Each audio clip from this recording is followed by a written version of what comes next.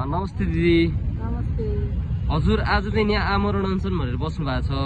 हजुरको अन्तिम विकल्प भनेको यही हो कि के गर्न चाहनु भएको? बाध्य भयो, लड्दा लड्दा 2 वर्ष भयो।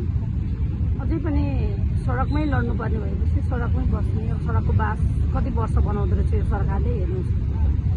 अनि अहिलेको सरकारले त बलात्कारीहरूलाई न्याय दिन्छ अरे भन्नेको सुनिन्छ के? अदालत उस्तै छ नि त, हामी सरकार पो फेर्यौँ त, अदालत त उस्तै छ, उनीहरूकै छ त्यही हो।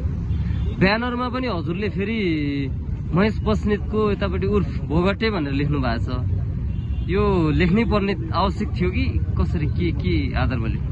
यो थियो, अब यो ब्यानर चाहिँ अरूले बनाएर ल्याइदिनु भएको। हजुर त प्रतिस्पर्धी हो नि त, उहाँको चुनावी प्रतिस्पर्धी। हामीले जितेका छौँ नि त, माग्रा मुद्दाले जित्यो हाम्रो मुद्दा। यहाँको खास भनाइ चाहिँ के हो त? के भयो हुन्थ्यो अब? कारबाही गर्नु पर्यो, अनुसन्धान गर्नु पर्यो।